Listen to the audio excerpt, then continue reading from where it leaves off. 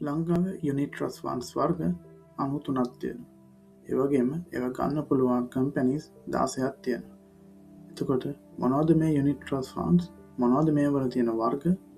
කොහොමද හොඳ එකක් තෝරගන්න කියලා ගොඩක් අයට තාම අයිඩියා එකක් නැහැ. අද මේ වීඩියෝ එකෙන් ඒ ගැන කතා කරමු. මොනවද මේ යුනිට්ස්? එක්සාම්පල් එකකට කම්පැනි 4ක් තියෙනවා. ඒ කම්පැනි 4ම කොටස් එක එක ප්‍රයිස් වලට අලෙවි වෙනවා. ඊට පස්සේ මේ හැම කම්පැනි එකකම ෂෙයා එකක් අරගෙන බාස්කට් එකක් හදනවා. හැබැයි මේ බාස්කට් එක ගොඩක් ගණන් වැඩි. ඒ කියන්නේ රුපියල් 10000ක් වගේ. ඉතින් මේක හින්දා අපි මේ බාස්කට් එක පොඩි පොඩි කොටස් 100කට බෙදනවා. එතකොට ලැබෙන එක කොටසකට අපි කියනවා යුනිට් එකක් කියලා. මේ උදාහරණය හැටියට 10100 බෙදපු හින්දා මේ යුනිට් එකක මිල රුපියල් 100යි. එතකොට ෆන්ඩ් එකක් කියන්නේ මේ වගේ යුනිට්ස් වලින් හැදුණු පූල් එකක්. ෆන්ඩ්ස් වල තියෙන වර්ග මොනවද කියලා බලන්න අපි මේ යුනිට් එකක් හැදිලා තියෙන්නේ මොන වගේ ඉන්ස්ට්‍රුමන්ට්ස් වලින්ද කියලා මුලින්ම බලන්න ඕනේ. මේ යුනිට්ස් හැදිලා තියෙනවා එක එක ඉන්ස්ට්‍රුමන්ට්ස් වලින්. උදාහරණයකට stocks, commercial papers, treasury bills, bonds, certificate, fixed deposit වගේ දේවල් වලින්. මේ ඉන්ස්ට්‍රුමන්ට්ස් වල පොලිය නැත්නම් ප්‍රොෆිට් එක ලැබෙන විදිහ අනුව අපිට කොටස් දෙකකට බෙදන්න පුළුවන්.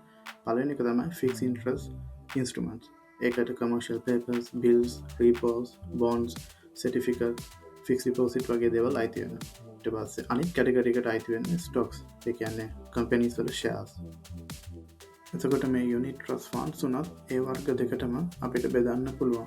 ඒ කියන්නේ fixed income එකක් තියෙන funds. උදාහරණයකට income, gilt, money market වගේ funds.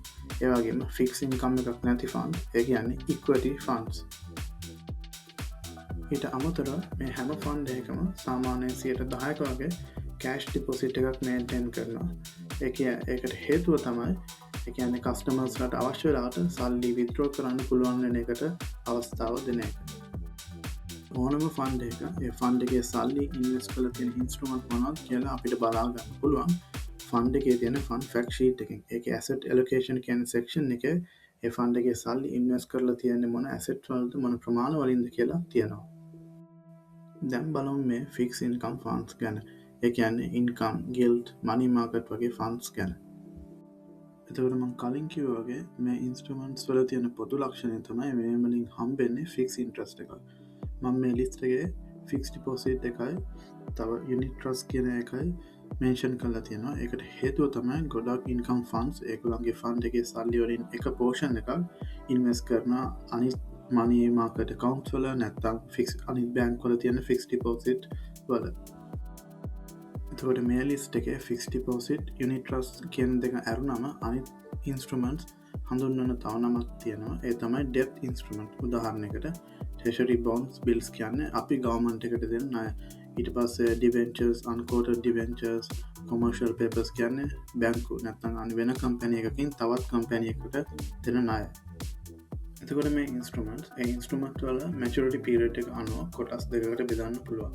පළවෙනි එක තමයි ෂෝට් ටර්ම් ඉන්ස්ට්‍රුමන්ට්. ඒ කියන්නේ අවුරුද්දකට වඩා අඩු instrument. උදාහරණයකට treasury bills, commercial papers, repos, ඊට පස්සේ අනිත් බැංක්ස් වල තියෙන money market accounts, ඒ වගේම අවුරුද්දකට වඩා අඩු fixed deposit.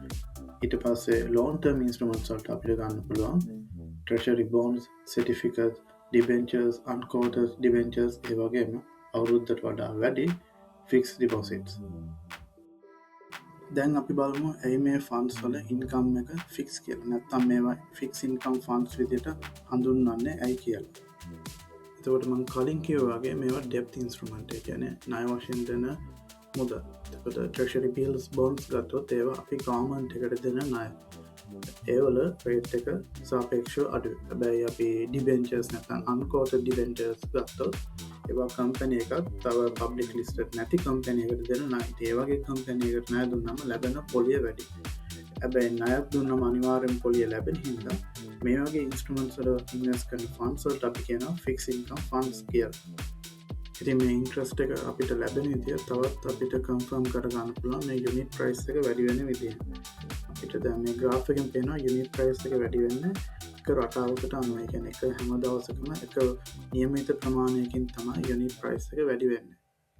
ඉතින් අපේ මේක ඉක්විටි ෆන්ඩ් එකක යුනිට් ප්‍රයිස් එක වැඩි වෙන එකත් එක්ක කම්පෙයාර් කළොත් අපිට මේකෙන් පේනවා ඉක්විටි ෆන්ඩ් එකක යුනිට් ප්‍රයිස් එක ගොඩක් ෆ්ලක්චුවේට් වෙනවා. ඒ කියන්නේ ගොඩක් වොලටයිල්. ඒක පොඩි කාලයකදී ගොඩක් උඩ යට යනවා. ඉතින් මේ වගේ ෆික්ස් ඉන්කම් ෆන්ඩ් එකක ඉන්වෙස්ට් කරපු කෙනෙක්ට දවස ගානෙම පොලිය පොඩ්ඩ එකතු වෙවි යනවා. ඒ ලැබෙන පොලිය අපි ඉන්වෙස්ට් කරපු ගාන අනුව වෙනස් වෙනවා. අපේ රිස්ක එක ගැන බැලුවොත් මේ ඉන්ස්ට්‍රුමන්ට්ස් වල ඉන්වෙස්ට් කරන එක ස්ටොක්ස් නැත්නම් ක්‍රිප්ටෝ වගේ දේවල් වල ඉන්වෙස්ට් කරනට වඩා ගොඩක් රිස්ක් එක අඩුයි. හැබැයි මේ ඉන්ස්ට්‍රුමන්ට්ස් වලටත් ක්‍රෙඩිට් රේටින් එකක් තියෙනවා. අපිට මේක බලා ගන්න පුළුවන් ෆන් ෆැක්ට් ෂීට් එකේ ක්‍රෙඩිට් ප්‍රොෆයිල් කියන සෙක්ෂන් එකේ. එතකොට මේ ඉන්ස්ට්‍රුමන්ට්ස් වලට එක රේටින්ස් තියන්න පුළුවන්. උදාහරණයකට ට්‍රෙෂරි බිල්ස් නැත්නම් බොන්ඩ්ස් වලට GSEC RF නැත්නම් ගවර්න්මන්ට් සිකියුර් රිස්ක් ෆ්‍රී රේටින් එක තියෙනවා. ඒ වගේම සර්ටිෆිකේට්, repos, debentures වලට AA, BBB වගේ රේටින්ස් තියන්න පුළුවන්. හැබැයි unquoted debentures වලට, ඒ කියන්නේ publicly listed නැති කම්පැනි එකකට දෙන ණය, ඒ වගේ debentures වලට BBB නැත්නම් BB නැත්නම් unrated වගේ රේටින් එකක් තියන්න පුළුවන්.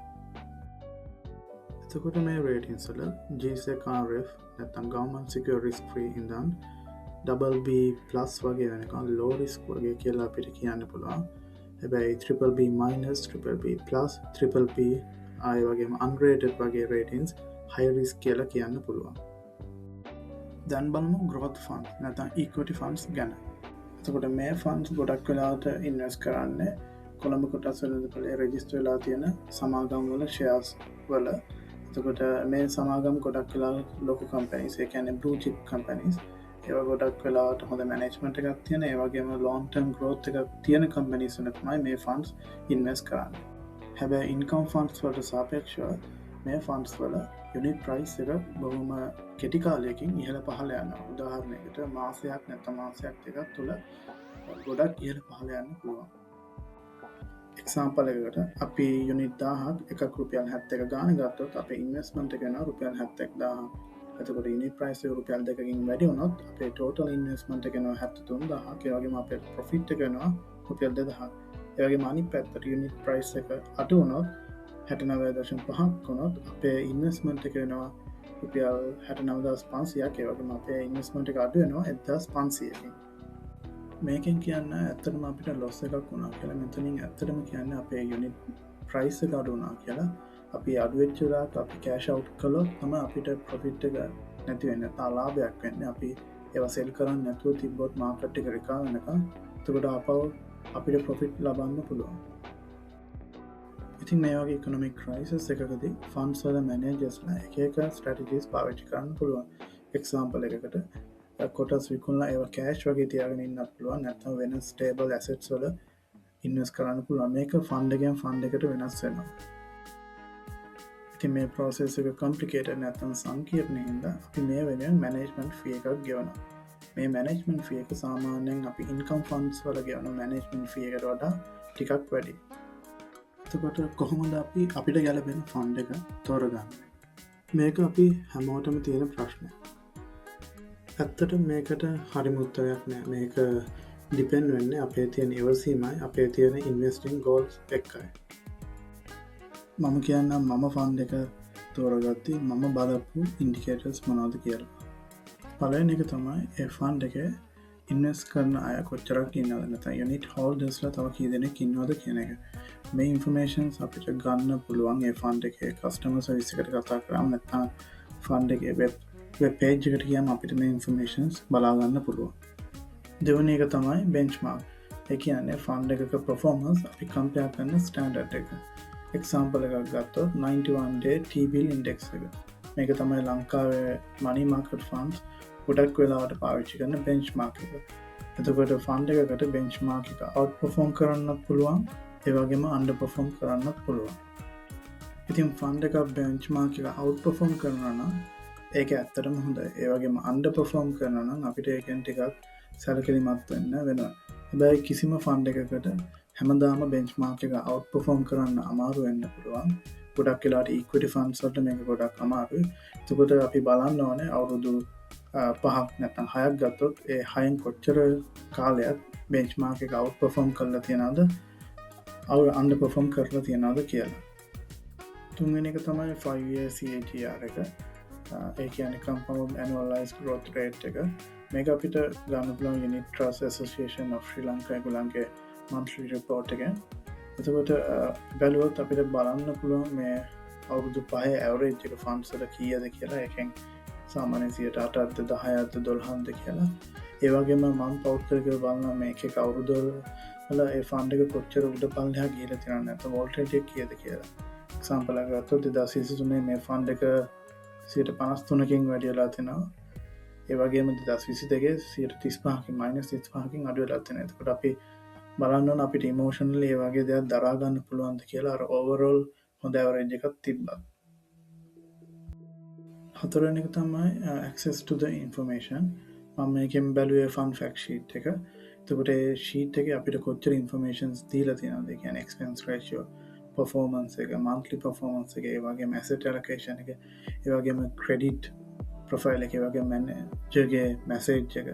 ඒ වගේ අපිට කොච්චර details දීලා තියෙනවද කියලා මේ sheet එකේ. මොකද ඒක ගොඩක් වැදගත් වෙනවා අපිට fund එකක් තෝරගත්තී. performance against other funds. ඒ කියන්නේ අපි මොකක් හරි money market fund එකක් select කරොත් ඒ fund එකේ performance අනිත් money market funds එක්ක කොහොමද? එතකොට ඒ වගේම expense ratio කොහොමද? credit profile එක කොහොමද? ඒ වගේම පහුගිය අවුරුදු වල performance කොහොමද කියන එක